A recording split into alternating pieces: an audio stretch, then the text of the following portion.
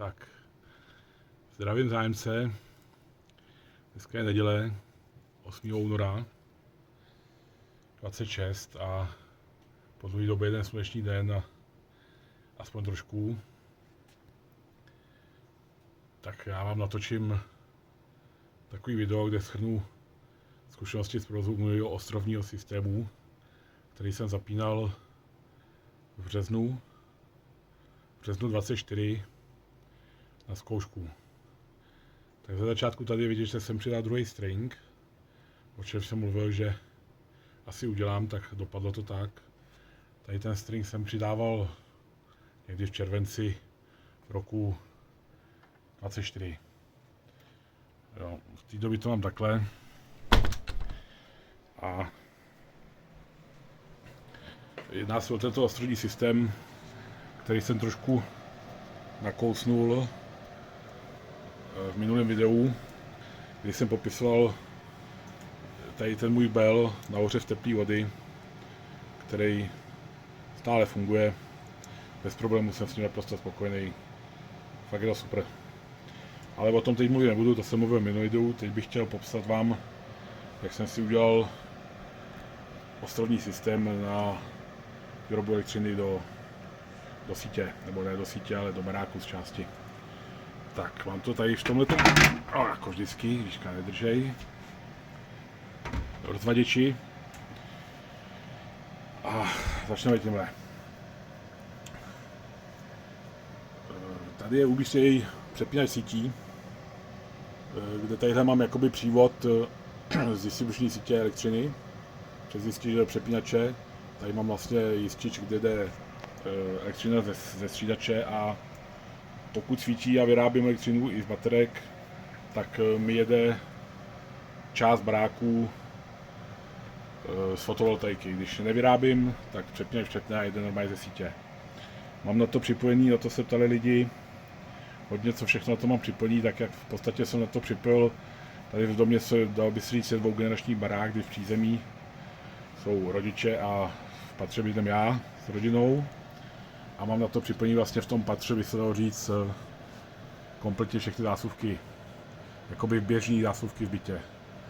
Takže tím pádem tam je připojený, já nevím, akvárko, světla, televize, různý tyhle ty věci, co se týče počítače, síťových zařízení, chytrý domácnosti a prostě tady ten běžný provoz. Je tam v podstatě neustálý odběr minimální, když prostě v noci je všechno vypnutý, ale běží akvárko a ty záložní zdroje a takovýhle blbosti, tak jakoby nejnižší odběr je 180 W na té fázi. A to je prostě v podstatě furt, že jo? A běžně, když prostě se zaplácejí, nebo když bydlíme, tak jsem mezi, já nevím, 500 až 700 W. A takový to, když mladý si pustí počítač herní a ten svůj trenažer a závodí, tak se dostaneme až na kilowatt, by se dalo říct, odběru běžného. Takže tohleto všechno mám připlněný vlastně tady na tu fotovoltaiku, na střídač. A navíc jsem tam ještě připojil tady v kotelně, to jsou tady jističe, že jo.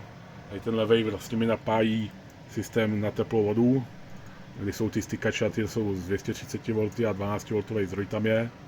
Pak tady mám UPS-ku, což je tady ta zásuvka, kde mám UPS-ku prostě na kotel, na oběhová čerpadla. Nikdy nevíte, že jo? Já mám kotel na peletky a tady tchýně načuhovala.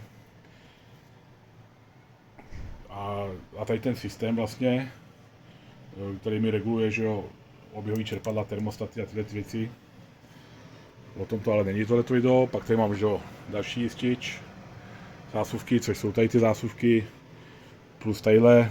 Jo, je to v létě, když je hodně elektriky, tak do toho připojuji i tady pračku a sušičku, které tady jsou. Přes zimu to nemám připojený na tu fotovoltaiku, protože zase té elektriky tolik není. A ten poslední jistič tadyhle je tam známý kotle, kde je vlastně připojený kotel, který nejde přes tu UPS-ku. Takže když vypadne proud, tak nejde kotel, ale což tolik nevadí, hlavně, že běží čerpadla. No, tady mám wattmetr, a můžete vidět, že vlastně za ten rok a půl, jdeme tomu provozu, tak co to vyrobilo? 3,5 MW, v současné době 690 W odběr v bytě, vy to vidíte. A takže vlastně za to, co to mám, tak to vyrobilo kompletně ten střídač 3,5 MW, co si zakážete spočítat, kolik to vlastně je peněz. Jo, když vemu, že náklady na to byly, nevím, 25 000, s panelama plus střídač a baterka a ta bižuterie, tak vidíte sami, no, jaká je návratnost. Tak, teď ještě. Za začátku jsem to měl připojený, že ten střídač jakoby měl jsem jenom jeden string tam, že tam jsem to na začátku právě ukazoval, že mám druhý, běžel na ten string, takže když se nahřála voda, tak mi Bell pouštěl do střídače proud. Samozřejmě to za stolik nepřebývalo, prostě to bylo málo využitý, a takže jsem tam přidal ten druhý string. Panely byly levnější, že jo, už nestály 3,5 tisíce, ale panel mě vyšel na 16 stovek, tak jsem koupil 7 panelů, namontoval jsem je tam a má to svůj string, takže v současné době tady, že jo, jde ten druhý string a jde to furt z panelu, ten střídač. Tak, a takže to běží samozřejmě daleko víc. Mám k tomu připojenou baterku, ta je tady. Tady jsem udělal takovýhle jednoduchý kryt, jo, protože známo je to zapavená olověná baterka, tak je takhle přikrytá. Ta baterka je 40 V, je to z paliťáků, má psaných 375 Ah. Takže teď mám takhle přikrytou. Jo, je to tam jenom prostě z důvodu uvolňování plynu, že jo, tak známo. Tak jsem udělal odvětrání, tadyhle takhle jsem udělal trubku, že jo, je KGčko rozřízlý. Tady jsem přidal ventilátorek, tu redukci jsem si vytisknul na tiskárně a je to odvedený ven. Ventilátorek je napájený zase tady odsaď, když jsem koupil jednoduchý zdroj, že jo, který je připojený na panely. Jakmile svítí, panely dávají, běží ventilátor, odsává, že jo.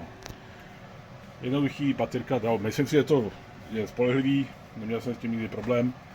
Že jo, pokud svítí, že jo, vyrábí proud, střídač dobíjí baterku, vyvíjí se plyn, odsává se.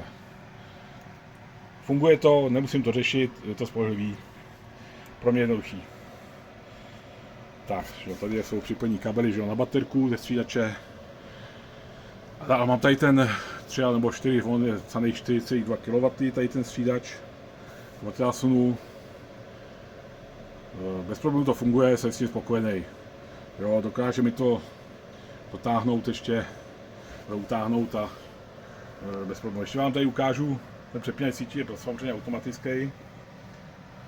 Takže nastavení to je, pokud prostě svítí, vyrábí střídač, běží to z toho.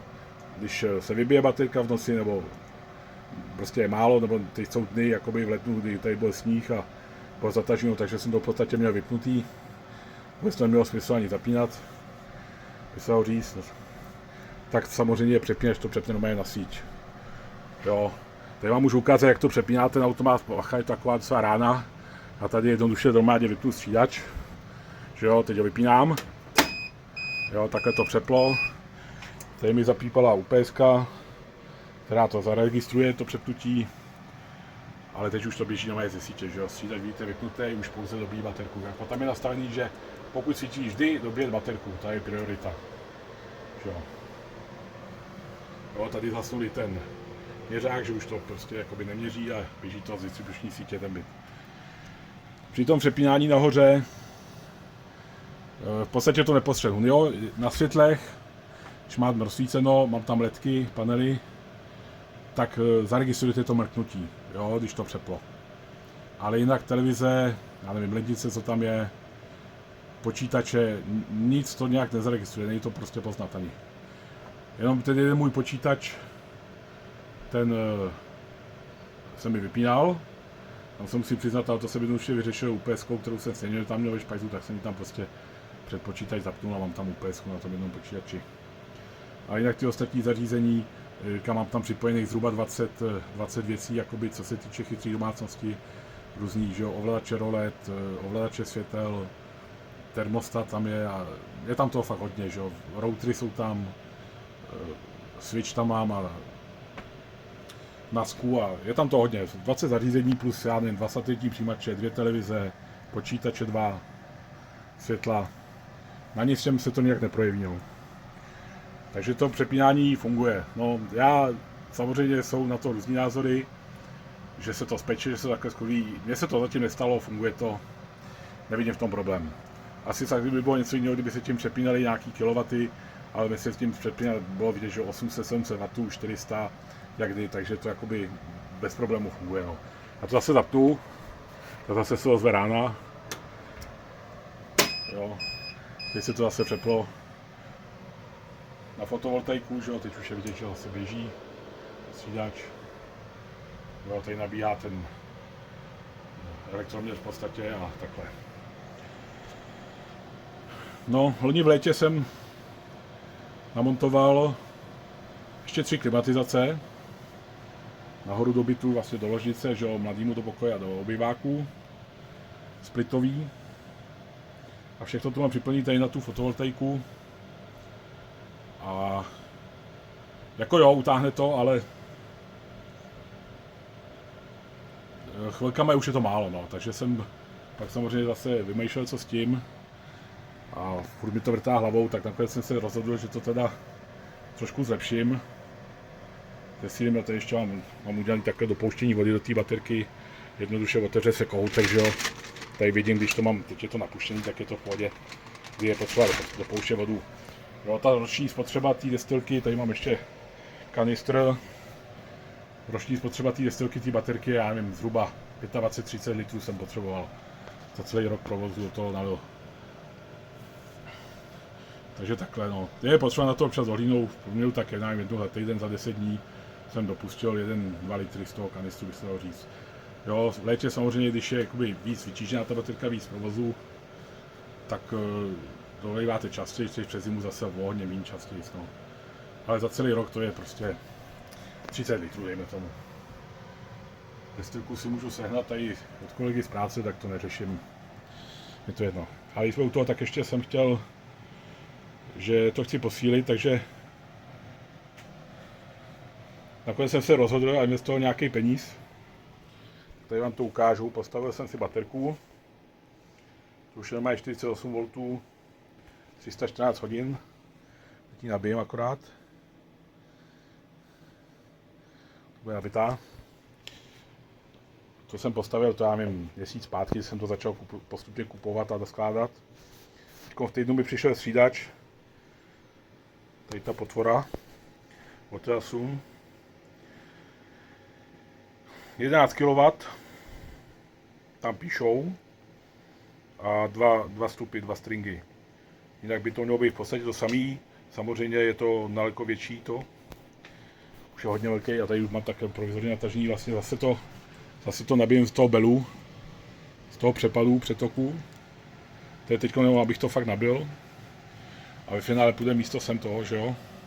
Kdy bude připojený ten string normálně a samozřejmě tady ten z toho belu tam připojím jakoby taky, protože to má 2 stupy na 2 stringy ten střídač, tak proč to nevyužít, že jo. Samozřejmě by to byla škoda. Každý energie, která zůstane na střeše, takže takhle. No a tím pádem, že to takhle teď budu předávat, tak tady to zařízení. Střídač, baterka